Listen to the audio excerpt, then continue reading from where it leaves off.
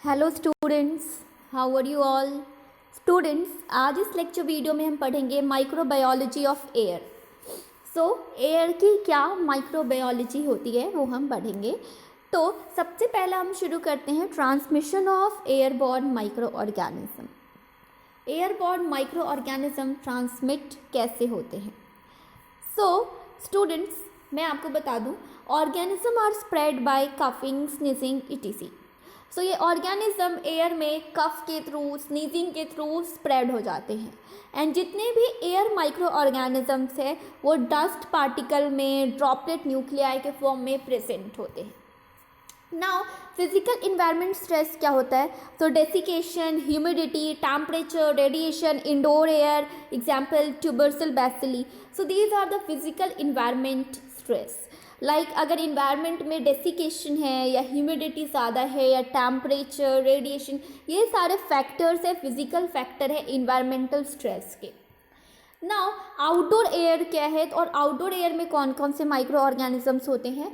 Outdoor air में algae, protozoa, east, mould, ये सारे प्रेजेंट होते हैं। एंड मोल्ड्स जो है वो स्पोर के फॉर्म में प्रेजेंट होते हैं। Mould spore are predominant. जो मोल्ड स्पोर होते हैं वो ज़्यादा अमाउंट में होते हैं, ये प्री डोमिनेंट होते हैं। एग्जाम्पल है क्लास्टोपोरियम।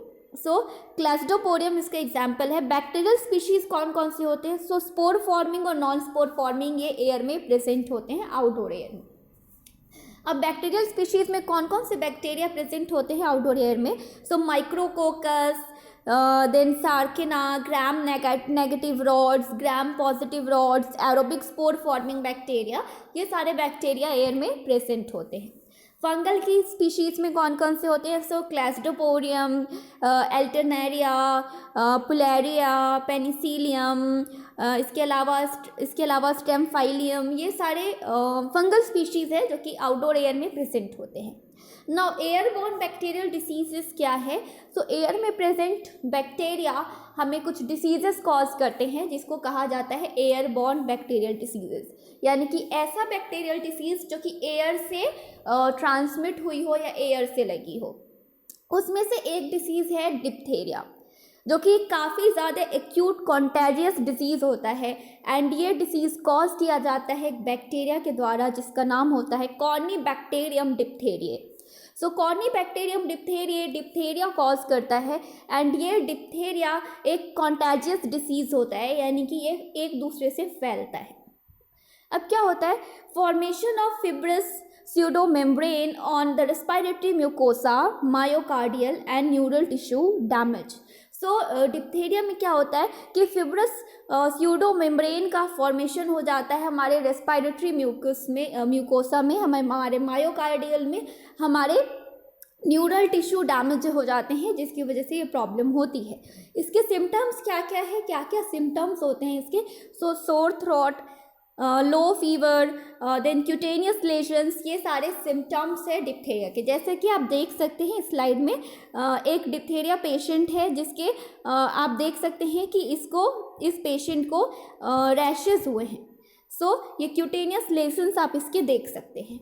नाउ ट्यूबरक्लोसिस भी एयरबॉर्न बैक्टीरियल डिसीज है। एंड ये कॉज किया जाता है माइकोबैक्टीरियम ट्यूबरक्लोसिस के द्वारा, जो कि एक बैक्टीरिया होता है। एंड ये इनिशिएट होता है इनहेलेशन से। अगर हमने इसको इनहेल कर लिया है तो वहाँ से ये इनिशिएट हो जाते हैं। इनके सिम्टम्स क्या क्या है? इसमें क्रॉनिक कफ होता है, ब्लड टिंगल्ड स्पूटम निकलेगा, इसमें ब्लड टिंग्ड स्पूटम, नाइट स्वेट्स होंगी, वेट लॉस एक्सेट्रा ये होने शुरू हो जाते हैं। ऐसा कोई पेशेंट है जो ऑलरेडी इन्फेक्टेड है, ऐसा कोई पर्सन है जो ऑलरेडी इन्फेक्टेड है, जो पेशेंट है, अगर वो कफ और स्नीज करता है एयर में तो उसके कुछ ड्रॉपलेट्स एयर में प्रेजेंट रहते हैं, जिनको अगर हमने इनहेल कर लिया है तो इनहेलेशन से इनिशिएट हो जाता है। नाउ मेनिंजाइटिस कॉज किए जाते हैं नाइसेरिया मेनिंजाइटिस के द्वारा।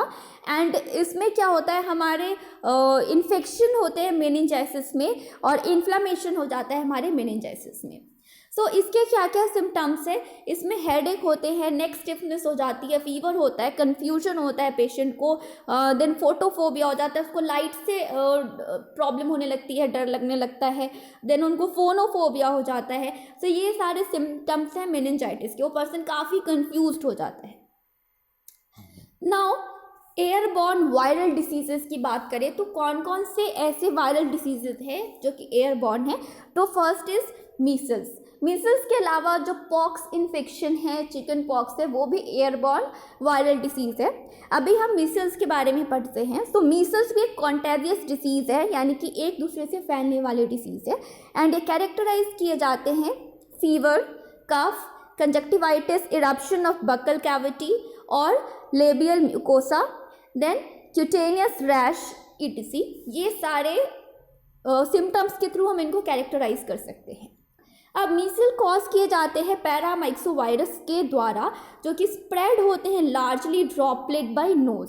तो नोज ड्रॉपलेट से ये लार्जली स्प्रेड होते हैं, या थ्रोट ड्रॉपलेट से, या माउथ के ड्रॉपलेट से ये स्प्रेड होते हैं। Now influenza.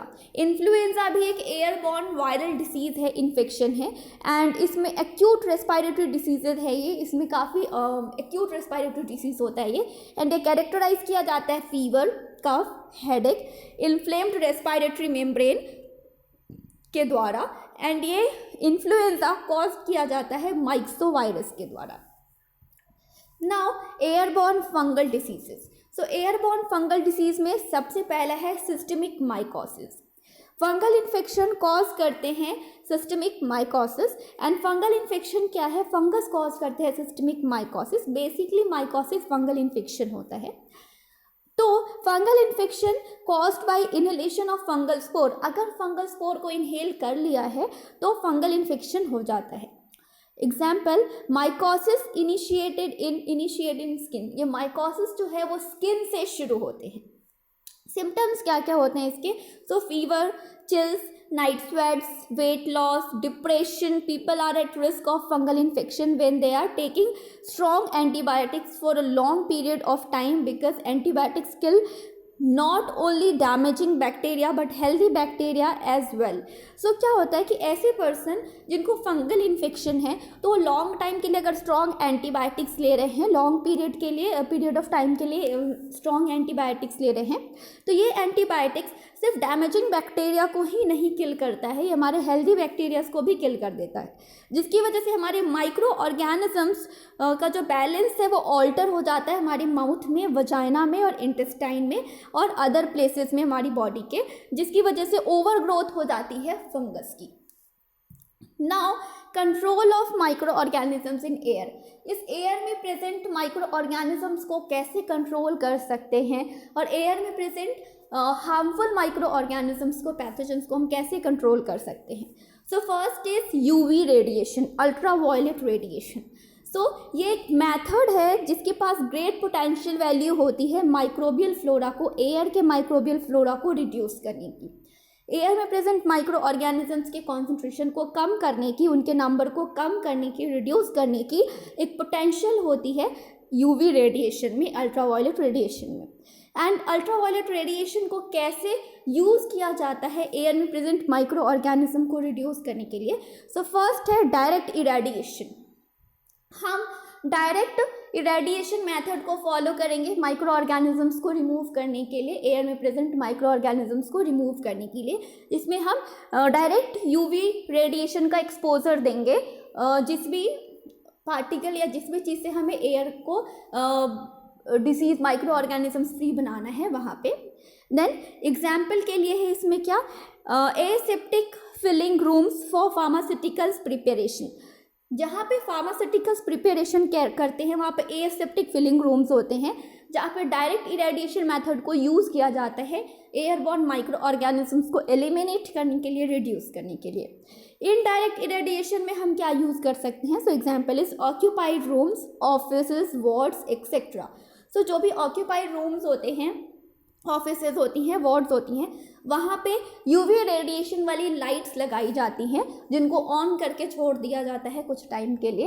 एंड ये यूवी रेडिएशन वाली लाइट एयर में प्रेजेंट जितने भी माइक्रो ऑर्गेनिज्म होते हैं उस रूम में, ऑफिसेस में, उसको वो एलिमिनेट कर देते हैं, रिड्यूस कर देते हैं, किल कर देते हैं। सेकेंड, हम केमिकल एजेंट्स को भी यूज़ करते हैं एयरबॉर्न माइक्रो ऑर्गेनिजम्स के नंबर को रिड्यूस करने के लिए।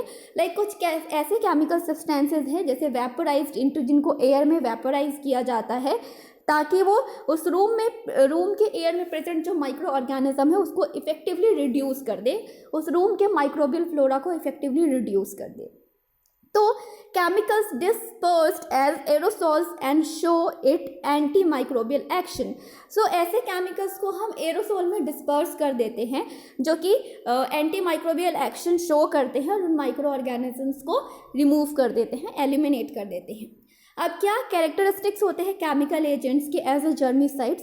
तो इट शुड बी हाईली बैक्टीरिसिडल।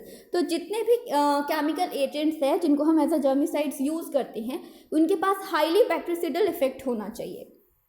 साथ ही साथ it should be effective eight normal room temperature and humidity. तो नॉर्मल रूम टेम्परेचर और ह्यूमिडिटी पे भी वो इफेक्टिव होने चाहिए, वर्क करने चाहिए।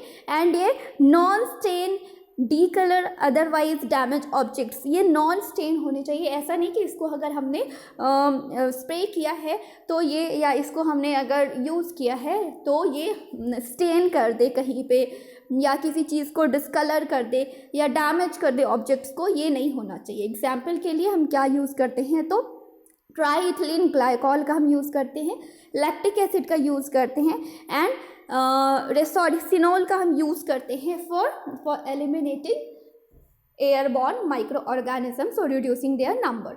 नाउ फिल्ट्रेशन मेथड का भी हम यूज़ करते हैं एयरबॉर्न माइक्रो ऑर्गेनिजम्स और एयर में प्रेजेंट माइक्रो ऑर्गेनिजम्स एरोसोल्स के नंबर को, एयर में प्रेजेंट माइक्रो ऑर्गेनिजम्स के नंबर को रिड्यूस करने के लिए। तो फिल्ट्रेशन में हम एयर फिल्टर्स का यूज़ करते हैं। लाइक हमने लैमिनार एयर फ्लो के बारे में पढ़ा था। लैमिनार एयर फ्लो में हेपा फिल्टर लगा होता है जिसका फुल फॉर्म होता है high efficiency particulate air filter, जो कि क्या करता है, एयर में प्रेजेंट जितने भी माइक्रो ऑर्गेनिज्म हैं उसको वो फिल्टर कर देता है और इस चैम्बर के अंदर उसकी एंट्री को प्रिवेंट कर देता है। सो ये एक मेथड है एयरबॉर्न माइक्रो ऑर्गेनिजम्स को रिड्यूस करने के लिए। सो स्टूडेंट्स, ये सारे मेथड्स हैं एयर में प्रेजेंट माइक्रो ऑर्गेनिजम्स को कंट्रोल करने के लिए। आई होप आपको पढ़ के अच्छा लगा होगा। Thank you so much.